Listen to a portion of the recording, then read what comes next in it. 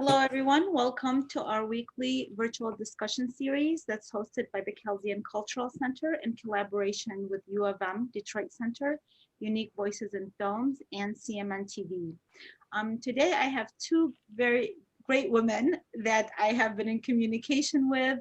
They do many things, but one of the attractions why I invited them to join us today is they co-produced and co-directed a documentary called Saving the Iraqi Jewish Archives, which I had been reading about for a while online, and I was just curious what this is all about. And then I had the pleasure of watching it, and I'm so happy that they're here today so that they can share their story of how they came to produce this documentary, as well as their backgrounds, how they met.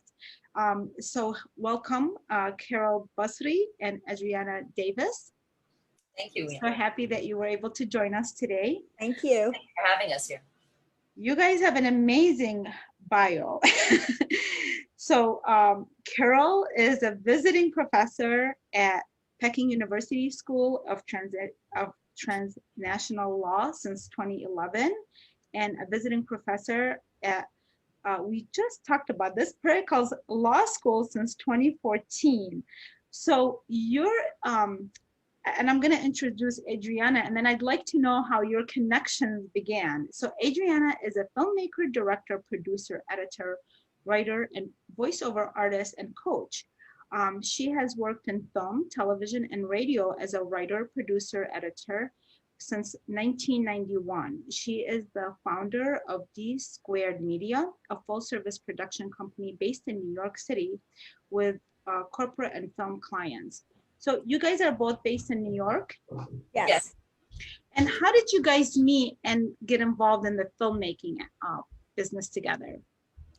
Well, I was working actually with Bloomberg News on an idea to have them be able to take material that was on Bloomberg and also CNN when they were talking about a lot of financial crimes, and they wanted on TV, and there was court TV involved also. I think it was Bloomberg and court TV.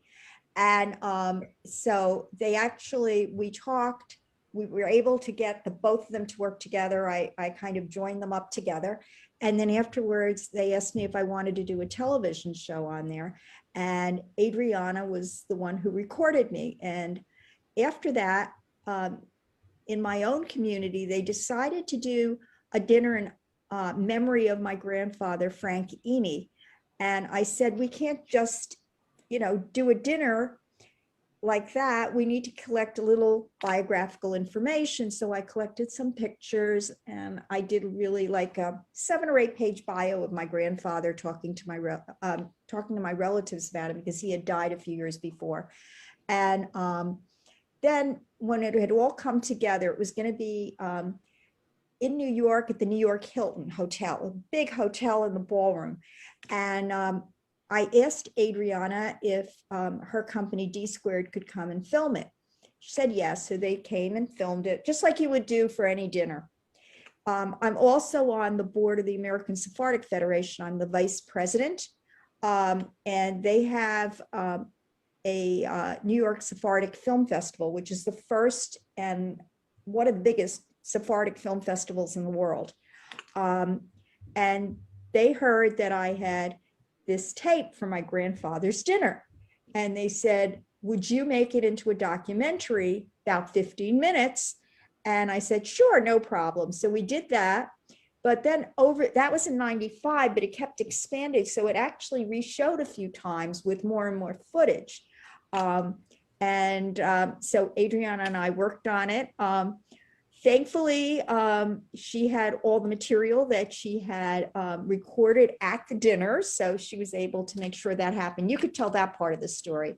Yeah, I know Adriana was telling me after I gave feedback about the film, and you said, well, actually we've done, and you sent me a list of films that you guys have worked on. Right. So tell me a little bit about that. What were the subject matters that the films addressed, and why in particular you guys have focused on these subjects?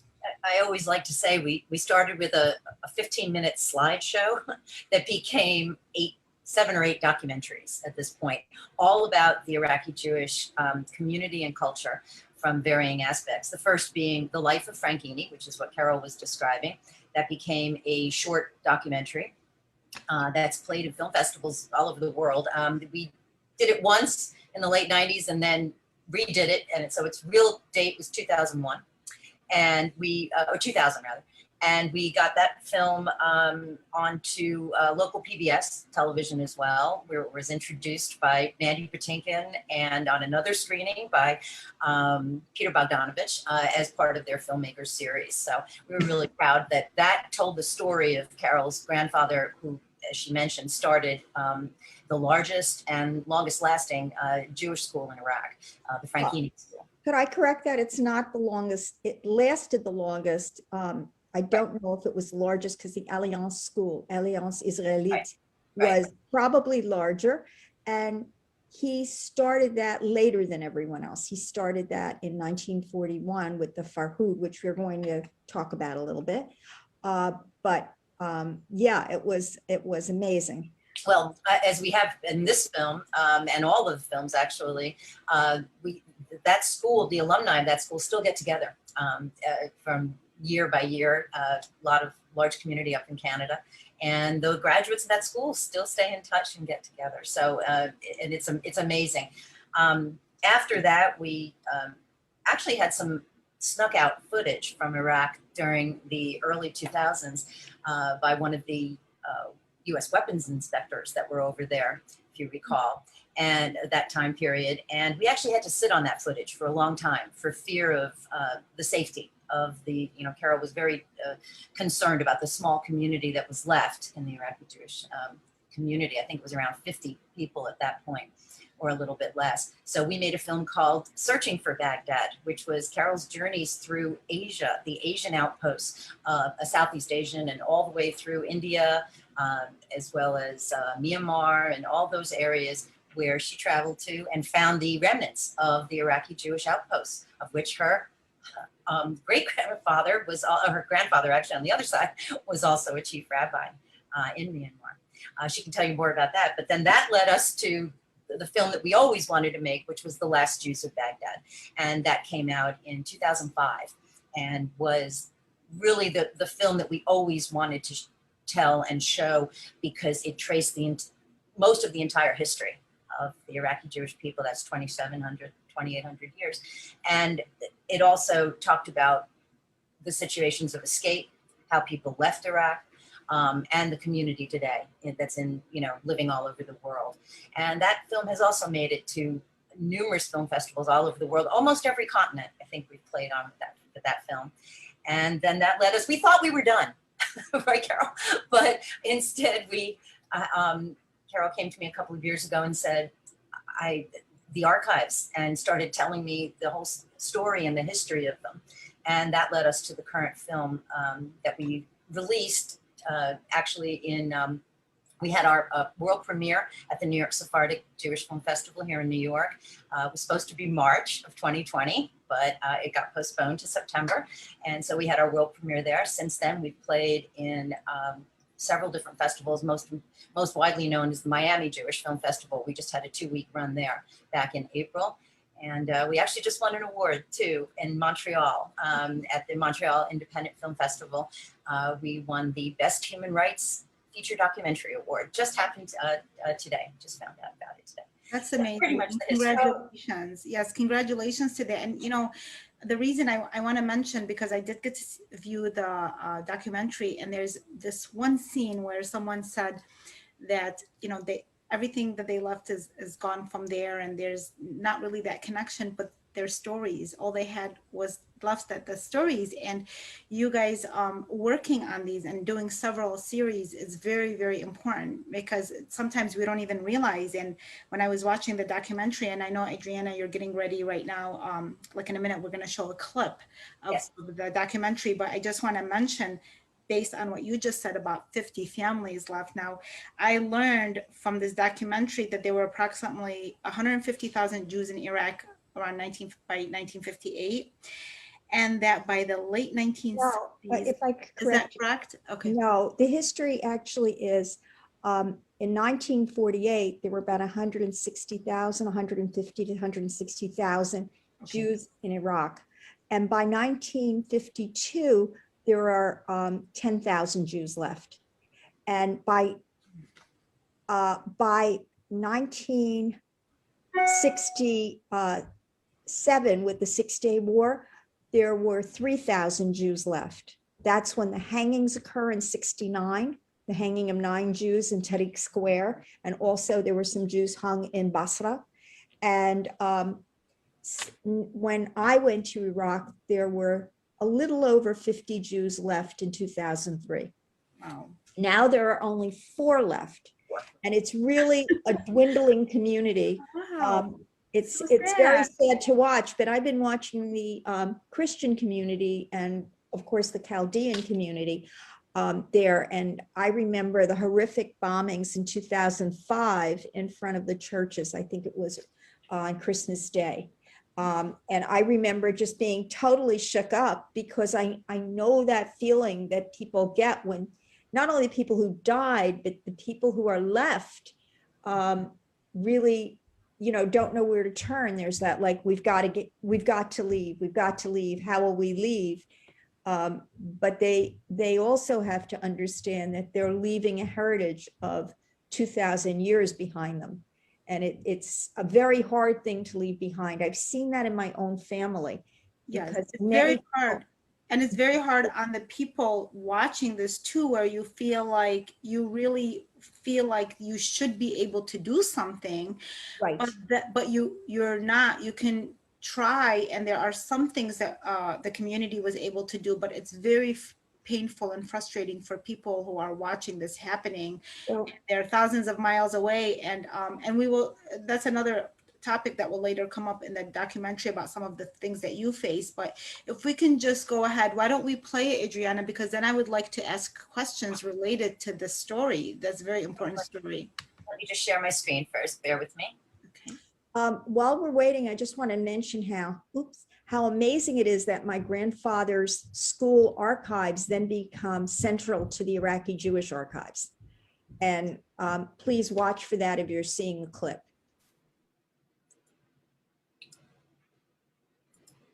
One thing my mom told me, she said, when you leave Baghdad, never talk about the stuff that happened. Don't talk about it at all. And she said, nobody wants to hear morbid stories because whatever happened was morbid. Nobody wants to know morbid. Nobody wants to hear morbid. I told her, but why? I want everybody to know what we've been through if we survive, if we get out. With people that I don't know.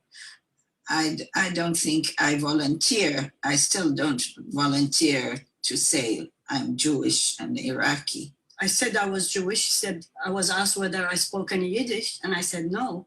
She said, what kind of a Jew are you? So I responded, do you speak Judeo-Arabic? She said, no. I said, what kind of a Jew are you? And I never forgot that incident, you know, and then you start more and more to think, yes, okay, we have to tell the story.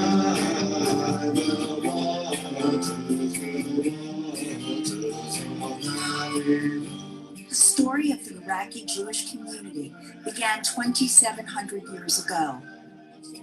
It's a complex tapestry woven with beauty and sorrow. Just as the Tigris and Euphrates flow together, Iraqi Jews continue their journey of identity. Fragments of their religious and cultural heritage, once ripped from their grasp, have unexpectedly surfaced with the miraculous discovery of the Iraqi Jewish archives. Could it be that these religious books, Torahs, and school records, precious markers of the soul, are now drifting back into their lives?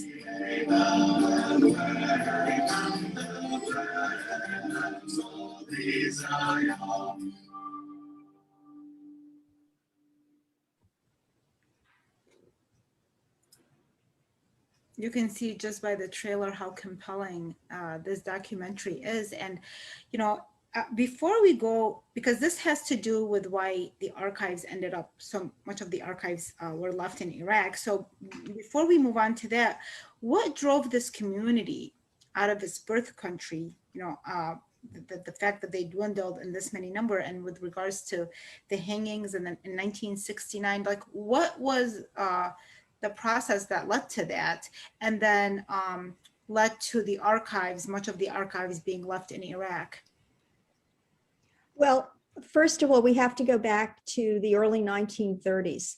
And there was an Assyrian Christian massacre of over 1,000 people. That was in 33.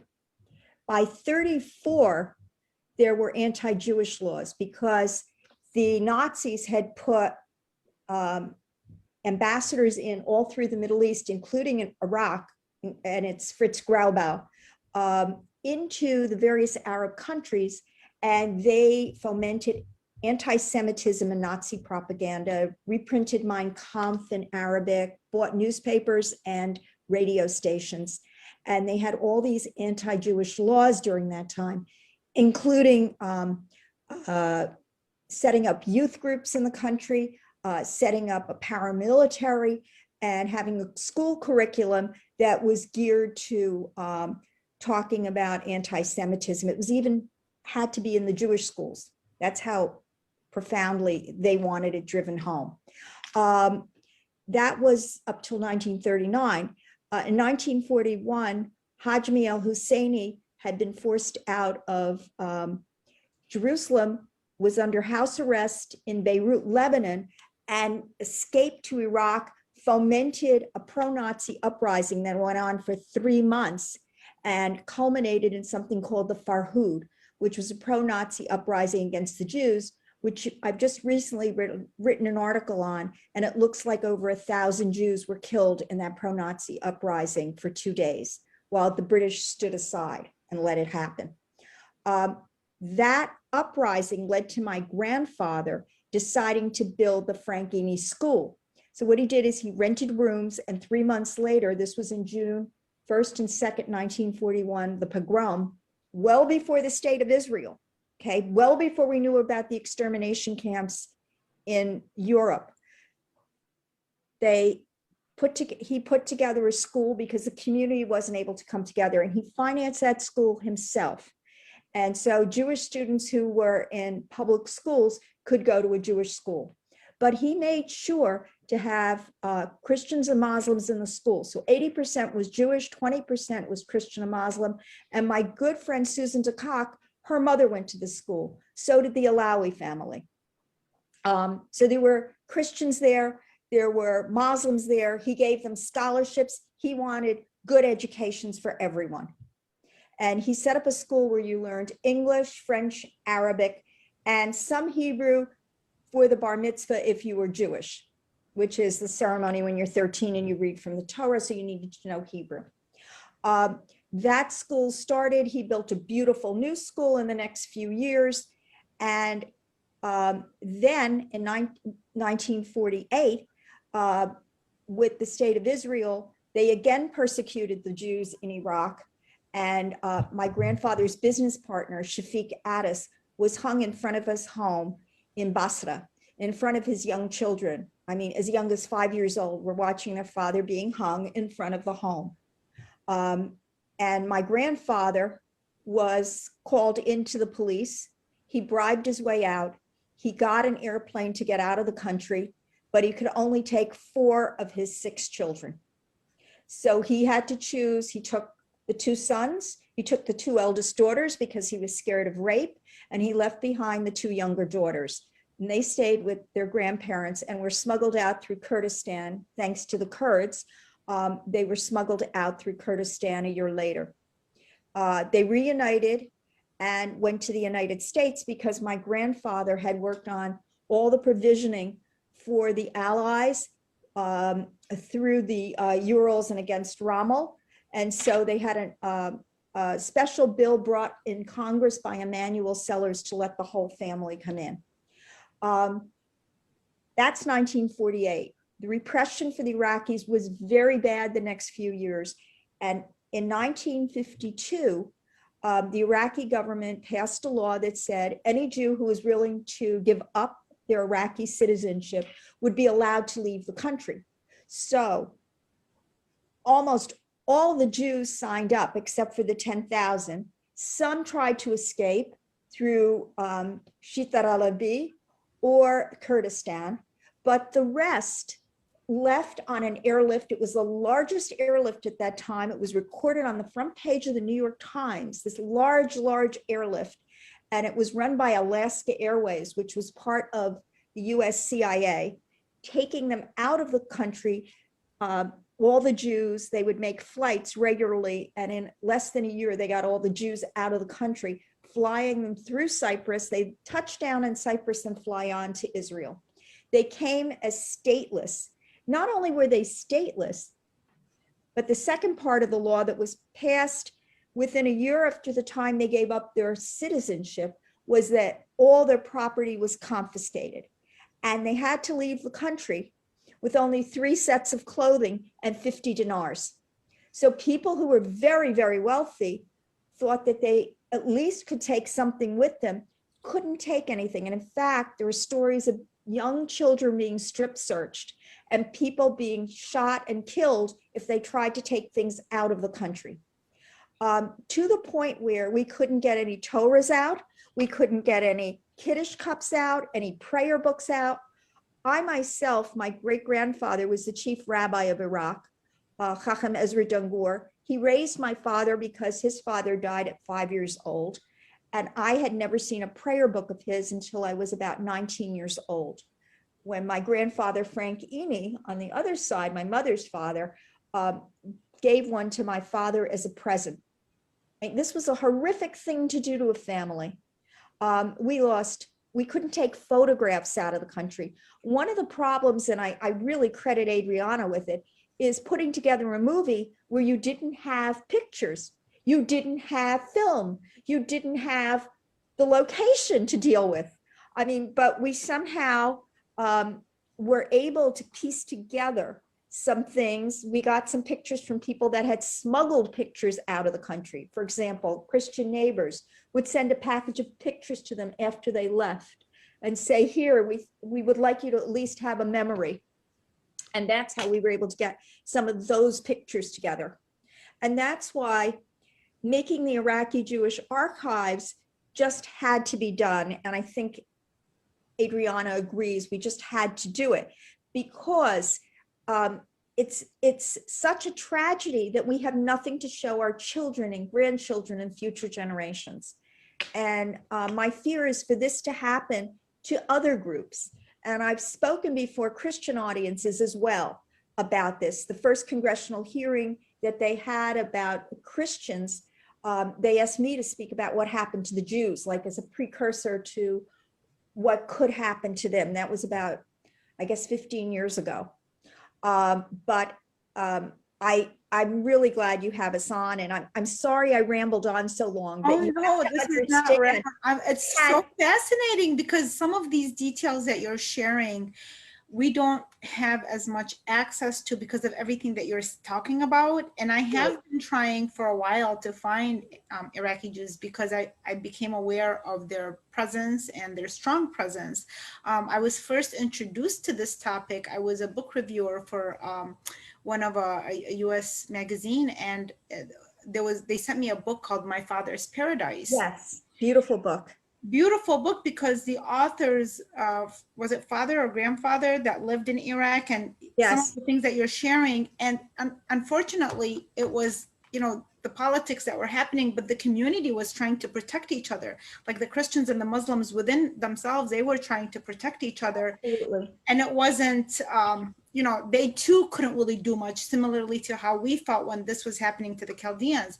Now, Adriana, what I'm interested in, because it does seem like you put so much of your heart and effort into this, and now that Carole just described what she just did about how you pieced this together, some of the work, what is your background and how has this process influenced you and that it got you to the point for you to be invested for this many years? Timing was all perfect, but I always like to say that and so enthralled that the reason we did these films was because I always thought it unfair that Carole could not walk on the streets of where her ancestors were from. My background is actually, my husband always teases me, but I'm Irish and Italian. I'm a graduate of Catholic University, actually a degree and a half there, as I like to say. My husband happens to be Jewish, but not Sephardic, Ashkenazi. But he always says, people asked me, and friends of mine who are other filmmakers said, why are you working on this? I said, because my journalistic senses were tingling when we read and realized there were 50 people, not 50 families, 50 persons living there, and that Carole couldn't go there. To do the film now about the archives is because there has to be something that says there were Jews in Iraq. And if these go away, there won't be anything to prove that. So I feel like it's kind of full circle for me. And sometimes I know more about Iraqi Jewish culture than my own because I've studied it for so long. It's been 25 years that we've been working on this, off and on. But there has, and we've never had, Carole mentioned the photographs, but we've never had any dispute. We were the first film, The Last Jews of Baghdad was the first film that was able to resurrect and save footage that would have gone destroyed because it was all shot on newsreel film that nobody had requested for years and years. And they, that deteriorates, film deteriorates. But because we did these films and because of Carole's interest in all of this, it saved that material, the hangings, those color images of the hangings that we've used in two different, this film and in The Last Jews of Baghdad, would have gone destroyed. There would be no evidence to prove this. And in addition, we were the first film that drew what Carole was talking about, the Nazi-inspired pogrom that happened with the Farud. We were the first ones to show a piece of footage that showed swastikas hanging in the streets in Baghdad. Nobody had that footage. Nobody made that connection before. But due to this research and Carole's desire to save the remnants of the culture, that's where we are. And that's what's so important about the Iraqi Jewish archives. My mother gave us a line, and I think Carole's mother says it too in the film, that your children are your present, but your grandchildren are your future. And that's why it's so important. When we first started, the community did not want to come on camera and speak that much. But over the 25 years, now we find they do, because now is the time that their grandchildren are asking, where are we from? What shows that we were there? And if these archives are not kept safe and accessible, which is the other important thing, a lot of them, I'll let Carole talk about that more, but are not even digitized. These pieces of prayer books and other, like the one that you see behind me here was actual Torah scroll. This is a piece from one of the Torahs that came, one of the teaks that came floating out that houses this Torah. They would be destroyed. They survived a bombing. They survived a flooded basement. They survived all those years. Right. Yeah. And I think this is the one thing that if one of you can share regarding, how did they resurface? It seemed like it was the time for them. They wanted, it was very interesting how they came back to life. I'll let Carole, because she was actually there in 2003. These were discovered. One of her 6 trips to Baghdad. I think Carole's energy probably created what ended up happening. Well, first of all, I wanted to mention one thing, and that's that all of this seems to have been, inspired by something, because there were so many connections that were amazing. One is that somebody I know, Harold Rhodes, was in touch with Ahmed Chalabi, who I also knew. And Ahmed Chalabi went to him and said, we have somebody here from the Mukhabarat, the secret police, and they would like to show me an archive of the Jews in exchange for being told that he's not a top Ba'athi, okay? Because people were trying to separate themselves from Saddam Hussein. So we came in and they went over there, and it turned out that everything was underwater because of this unexploded bomb, which we actually are able to show from Harold Rhodes' pictures. He gave me all his pictures. And you could see how it went in right to the Jewish section, like it was like an arrow pointing in there. And then all the water fell on it. So it needed to be brought out of the country to be able to be preserved because of the humidity in the summer. Baghdad, it was just getting destroyed. So it needed freezer trucks. So Ahmed Chalabi was nice enough to hire some freezer trucks, but it wasn't sufficient. And that's where we got Vice President Cheney and some other people involved.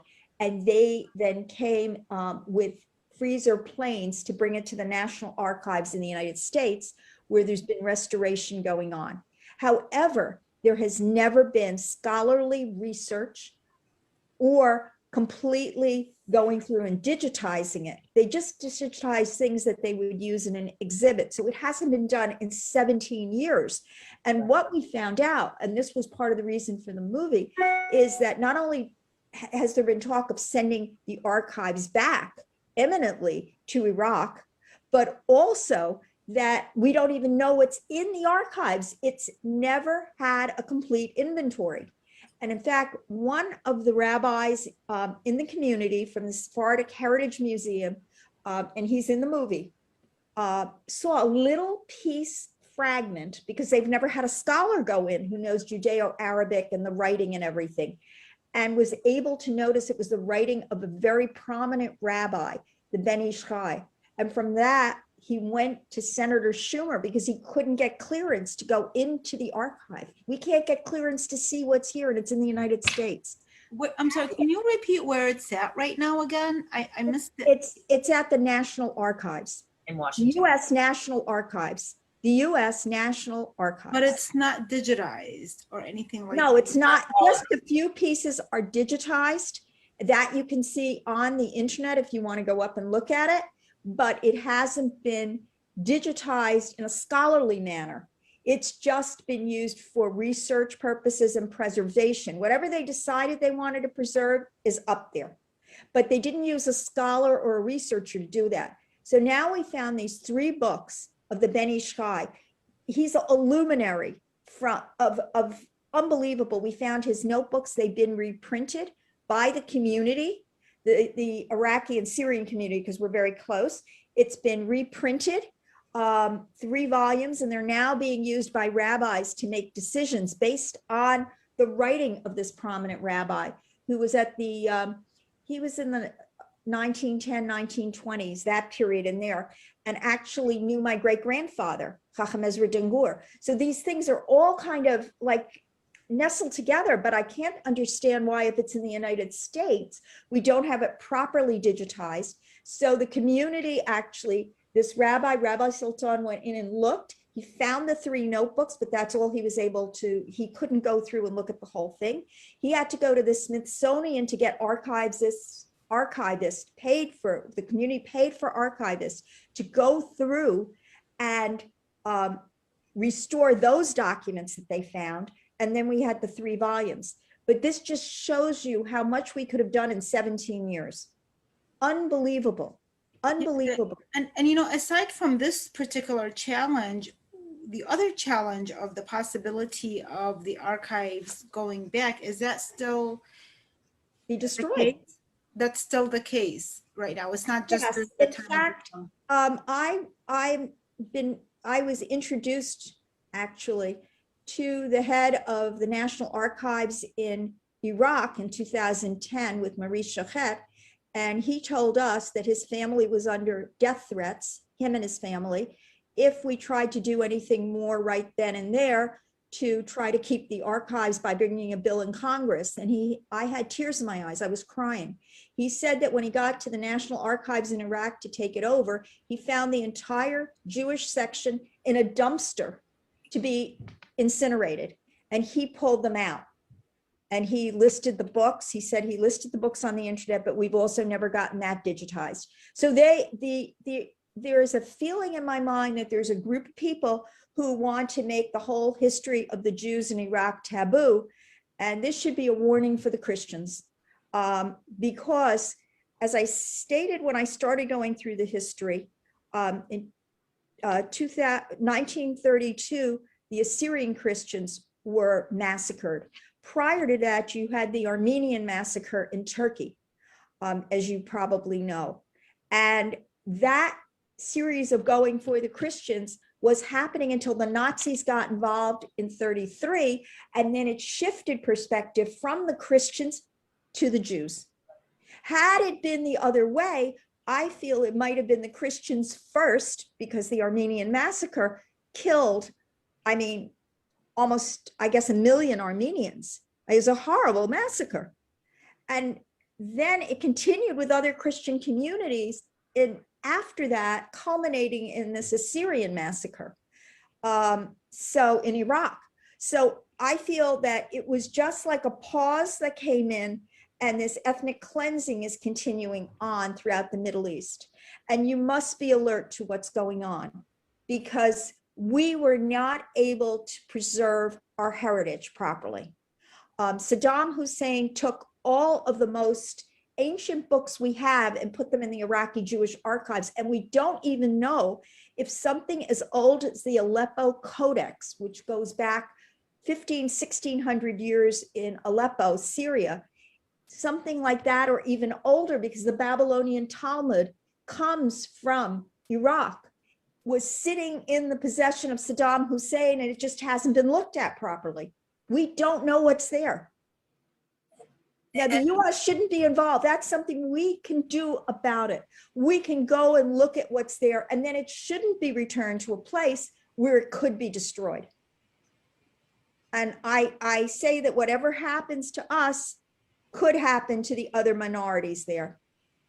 So the documentary is completed, but you guys' work is not completed, obviously, because No. the purpose is to continue to keep, to maintain the archives, to keep them here, I guess maintain them by keeping them here, as well as digitize them for protection and to do it in a scholarly fashion, as you mentioned. So there's a lot of work ahead of this project. And make them accessible. Right. Accessible. Let me take you one step further. I just wrote an article for Times of Israel. It came out for the 80th anniversary of the pro-Nazi uprising, the Farhud. I not only talked about how many people were killed, because we have new evidence that it's over 1,000.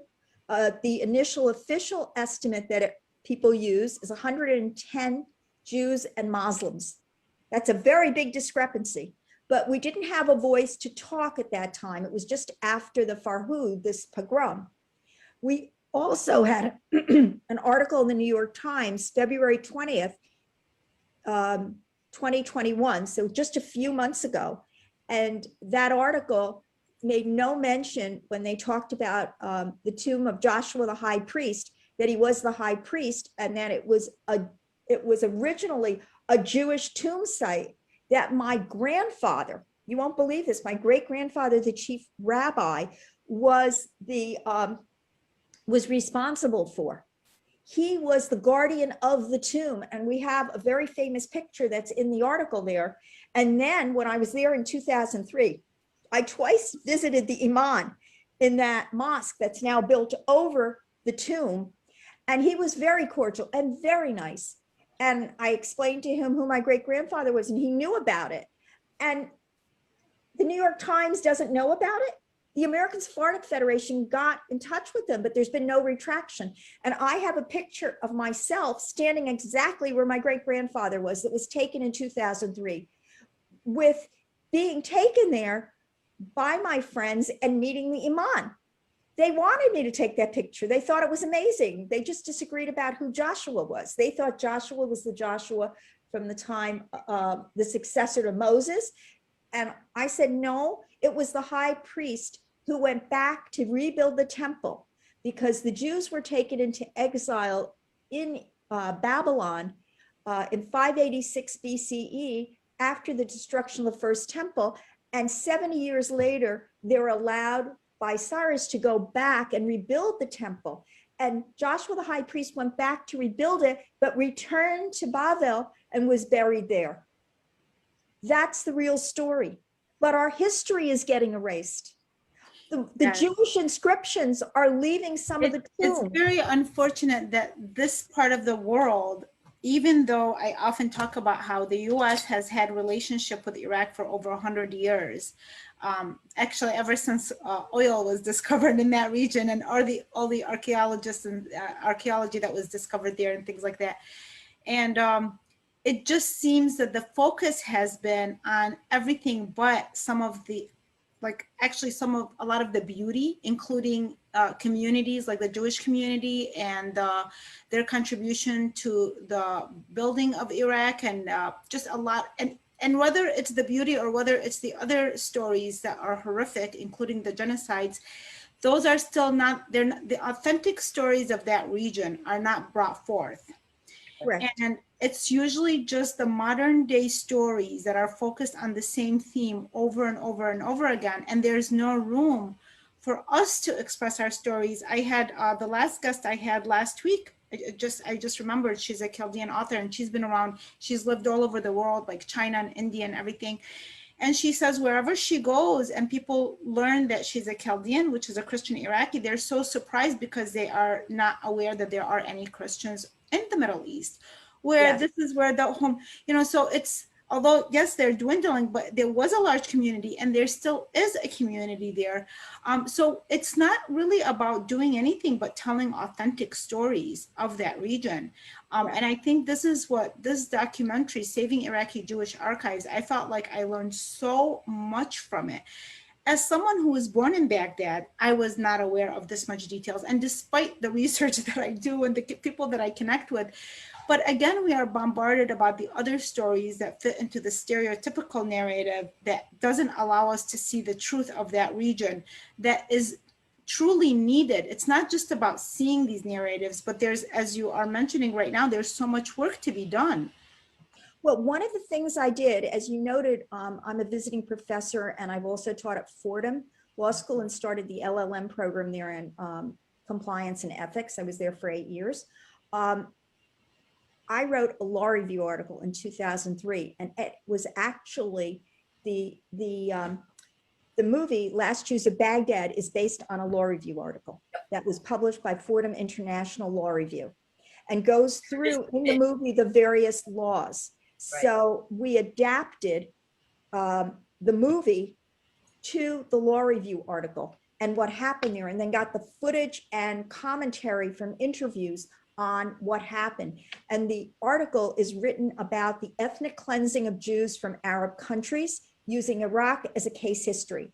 And you can get it at Fordham International Law Review, 2003, Carole Basri. But I believe that it's not just about telling stories, it's also about talking about international law. And what's going on in the Middle East, while I don't believe it's, quote, genocide, except maybe for some groups like the Yazidis and things. But I really believe that for the Jews, it's been ethnic cleansing. And ethnic cleansing, and that's what I recently wrote about in the Times of Israel, is not only pushing the people out, but it's making their whole history taboo, as if they were cleansed from the land. Their history is cleansed. And we just can't allow that because it's a rich history that needs to be shared with the world. Yeah, yes. Because This is we'll what never it feels like. This storytelling is like the one tool to bring, like I did a Yes. presentation yesterday about Mesopotamian goddesses, which all these, the statues and the artifacts that they found in the 1900s, early 1900s, that again, nobody really shares these very important stories. And it was the Westerners that were, when it fell into their hands, such as like Adriana, who would learn that this is very valuable and we're going to make sure that we share these artifacts and what they represent and the stories behind them. And yet, you know, the regions themselves, sometimes that's not where the focus is. And we feel a sense of responsibility given that we have a position to do that. And so what's in store for you guys next? I mean, I had already discussed, and we're hoping to do this in 2022, where we can screen films associated with the Iraqi community. And because I think your films, I mean, I only saw the Saving Iraqi Jewish Archives, but listening to what you guys are sharing, I'd love to see all the videos of what you're saying, because it's not just, it's fascinating and it's an educational experience. And I just also feel it is a responsibility, given that I am from that heritage, to be aware of the history associated with it and some of the things that are still happening today. Right. So what is the work for you guys next? It's awareness. It's definitely awareness, building on that awareness and making it possible for the different communities to work together. What would be great is if we start to talk all of these ethnically cleansed communities together rather than as single voices, because actually many of these MOUs, like the Turkish one that was just passed in the last few days, involves sending the objects that we already have in the country back to the place that we were dispossessed from. So these laws, and I hope you followed that in the movie, these laws are not just about what's left behind. It's about also sending back what we do have in museums, what we do have in homes, and that it belongs back in the country according to the law that's now being passed, these memorandums of understanding. Customs has to send it back, but also they could take it from us, from our museums, from our homes. Things like henna gowns, things like chalices, just like a Kiddush cup. All these sacred objects could be taken from us and sent back to these places. And interestingly, during the 2003 war, the museums were not even protected by the U.S. Army, which they were supposed to. And you had the locals trying to protect the museums, exactly, and begging others. So it's not just a matter of, I mean, so there is that possibility that they will be destroyed there at some point, or something might happen to them. But then the same people interested in sending them back, they never really put effort into protecting them when they had the chance to. But that makes it even more of a fragile situation. Right, but I don't think that the Iraqi Jewish community alone can handle this. I think we need to reach out. We were just on Christian Broadcasting Network, and Adriana, maybe you want to talk about, that piece of it. Yeah, what I wanted to say was just that this is probably one of the more personal films in a way that we've done outside of, for the community, because there, in addition to religious texts and other things that were found, personal birth records, wedding certificates, divorce records, even letters, personal letters from the rabbi to the community.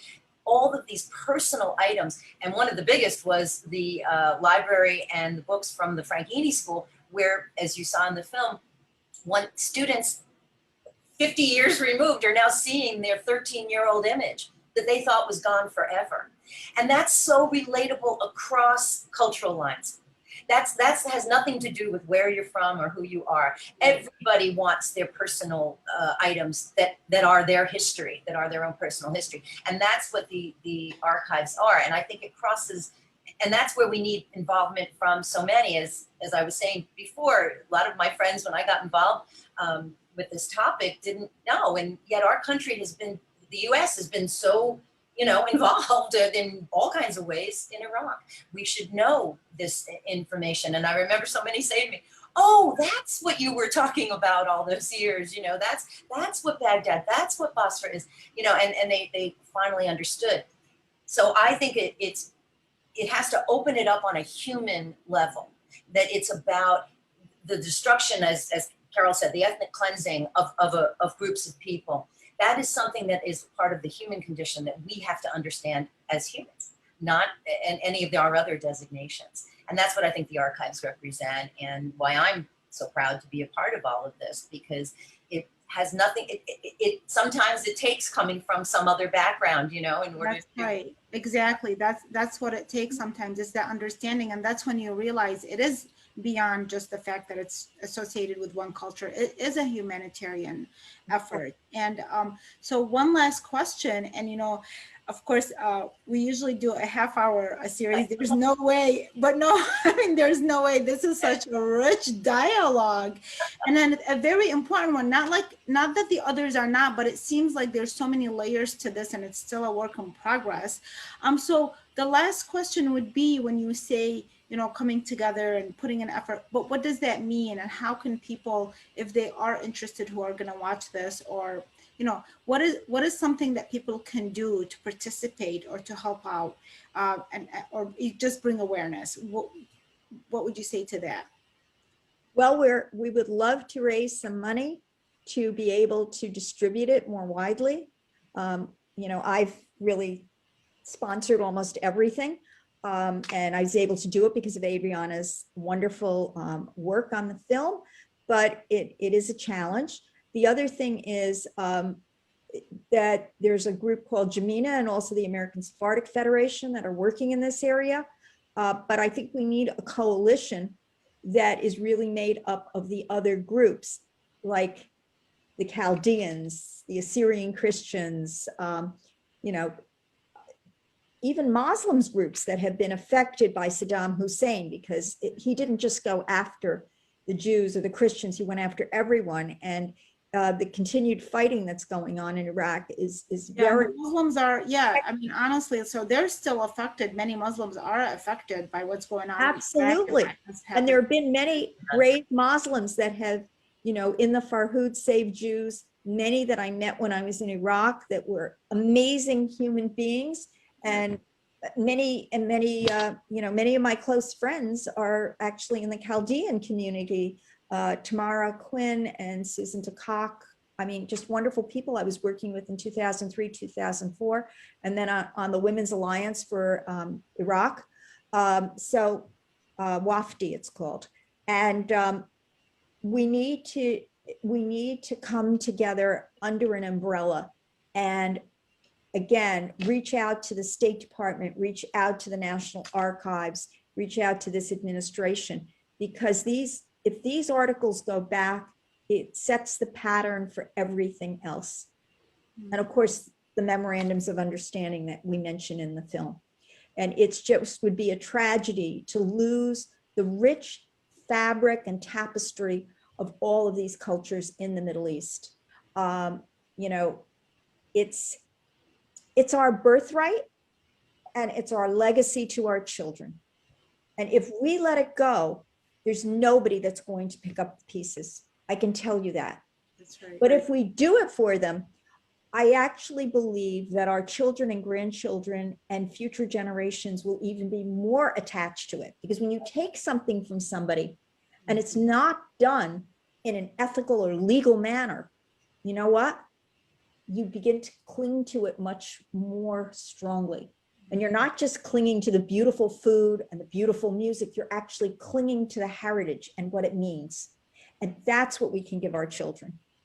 Yes. So I do hope that everyone's seeing the website. If you do go to Saving Iraqi Jewish Archives film.com, that's plural, archives film.com.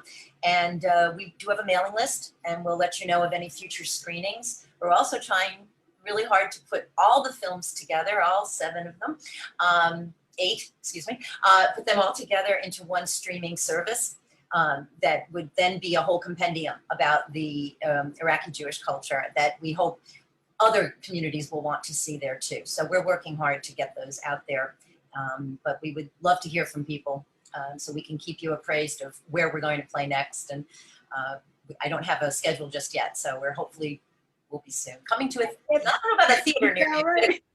Right nowadays, with one of the major streaming organizations, we would love to get it on there because that would really give this a big lift as a human rights issue. Something like a Netflix or Amazon or something like that. So you never know who in the and it's really worthy. Yes, and it's really, really worthy of that, especially based on some of the things that I've been watching. It's just, and it's so unique. Again, it's representing a community that is often underrepresented. I think the Iraqi community in general, you know, I watch, especially during the pandemic, and we're all stuck at home. So we were really like watching the Netflix series, and they have an Arabic section. And unfortunately, in the Arabic section, you have films from all over the world except from Iraq. There's nothing about Iraq that is made by its own people or about them. And then the American films that are made, it's just that focus of the soldier stories, which, you know, there's nothing wrong with that, and you know, you embrace all the different stories, but that's the only story that has been going on for over 20 years. And there are other important stories, such as the one that you have, that need to kind of break through, especially because we've had a relationship with Iraq for over 100 years. It's the cradle of civilization. It has had a lot of contributions to the world. And we will continue to have a relationship with Iraq, whether people know it or not. There will always be a relationship with Iraq. And so we need to be aware of this. And I believe that there's a few minutes, but I believe that when the Mesopotamia was changed, the British changed Mesopotamia to the word Iraq. I think there was such a disconnect at that point in 1921 where people didn't put the value of the two together. And it seemed like Mesopotamia, which has all this wonderful history, which some of the Chaldeans still had on their passports that they came from Mesopotamia, and then that changed. But it seems like historically, biblically, Mesopotamia is in the Bible and the historical versions of texts and things, but it's like separated and cut off from what Iraq is, and it's really one and the same. And so if we understand the value of that, then we have to value the stories that come from there. That's beautiful. Thank you so much for joining us. And like I said, there will be an opportunity to do a film screening, hopefully in early 2022. I'm really looking forward to that. And I think our followers would love to view that. Thank you very much. Thank you so much. Thank you so much. Thank you. Thank you, everybody. Take care. Bye, everybody. Bye-bye. Thank you.